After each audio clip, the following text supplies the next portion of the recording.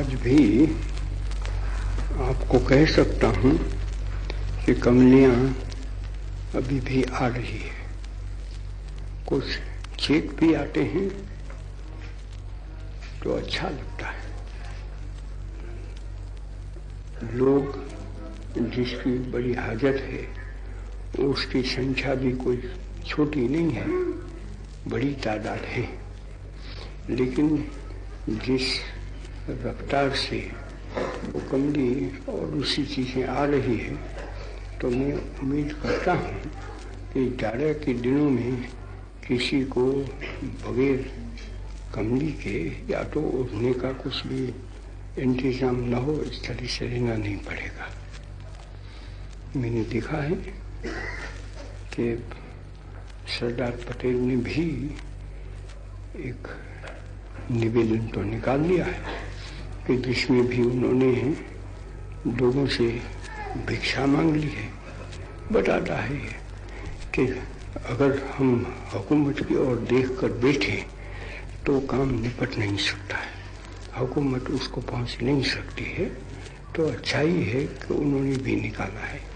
किसी न किसी तरह से हमारे तो जो लोग आज जाड़े के दिनों की बर्दाश्त नहीं कर सकते हैं, उनको ओढ़ने का पहनने का कुछ पहुंचा सके तो बड़ी अच्छी बात है। डॉक्टर सुशीला नायर तो वही काम कर रही है। हमेशा पुराना किला में जाती है, इधर उधर भी चली जाती है।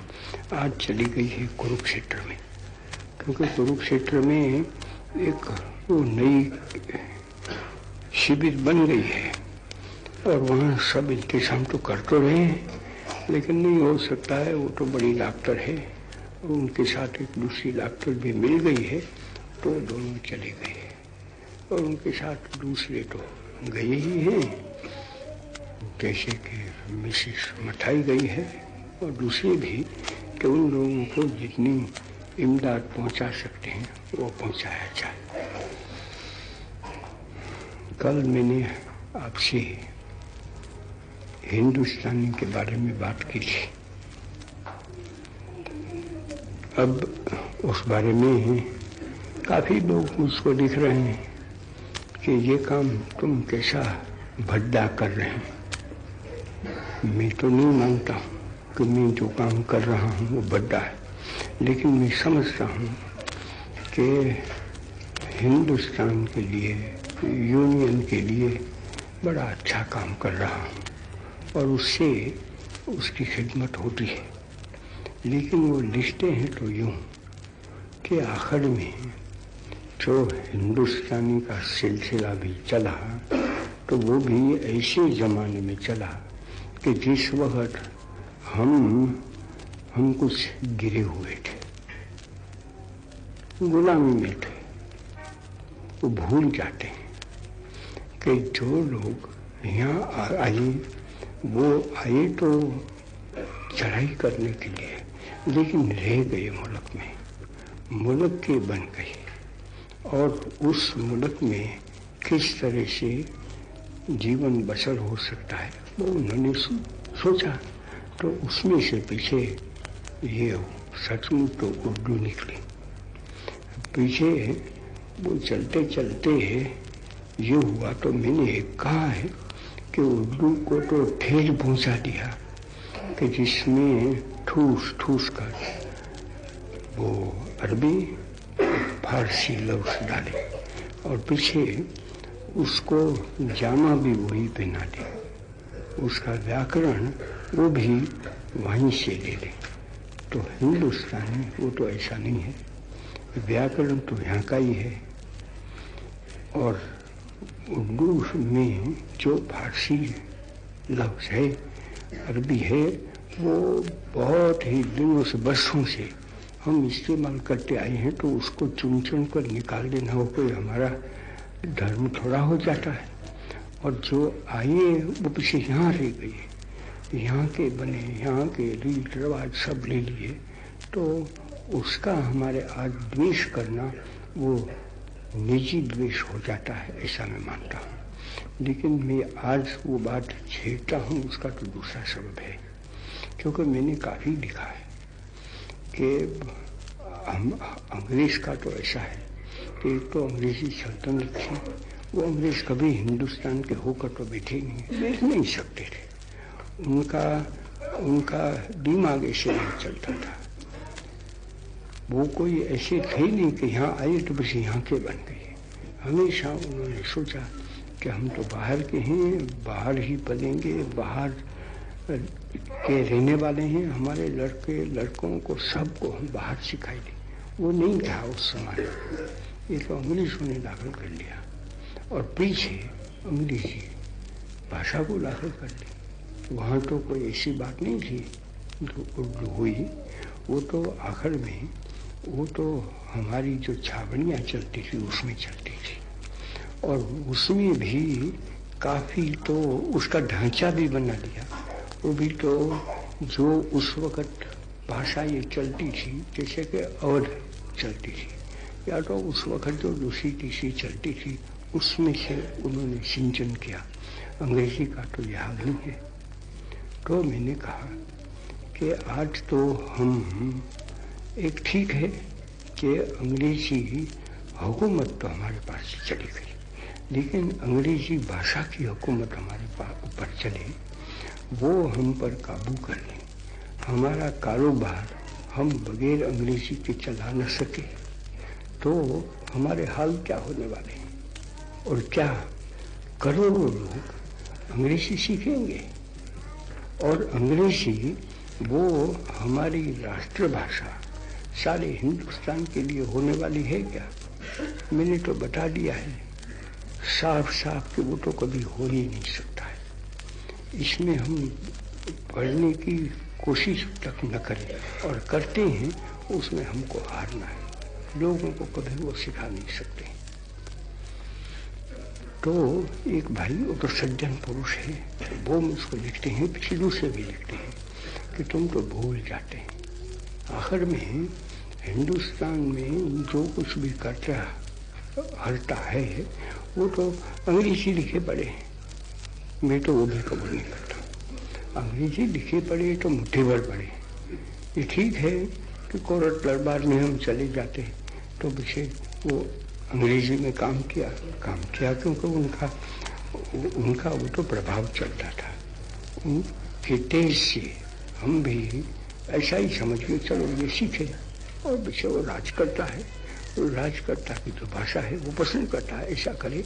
ऐसा एक जो गुलामी में रहता है उसकी ये आदत हो जाती है कि वो तो किया है, लेकिन वो बेचारे जो अपनी मादरी जबान जानते वाले, या तो बहुत करे तो हिंदुस्तानी जाने, कहो हिंदी जाने, तो वो लोग बेचारे कोर्ट दरबार में जाएं तो अंग्रेजी में सब अर्जियां करना, वो सब काम अंग्रेजी में चले, वो तो कुछ समझे भी नहीं। ये तो हमारी बड़ी एक मोहली सी हो गई कि हम बिल्कुल समझना नहीं चाहते, अपना स्वार्थ किस चीज़ में वो भी नहीं चाहते हैं।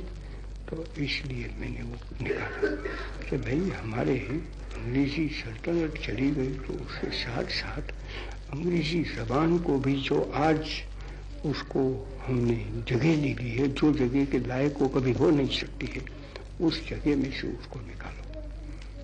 तो जो भाई मुझको लिखते हैं कि ये तुम कहते तो हैं, लेकिन उसका नतीजा ये आ जाएगा कि ठीक है अंग्रेजी तो जाए न जाए वो तो दूसरी बात है, लेकिन एक चीज़ तो उसमें से हो जाएगी कि लोग तो समझ पूरी समझ नहीं आती।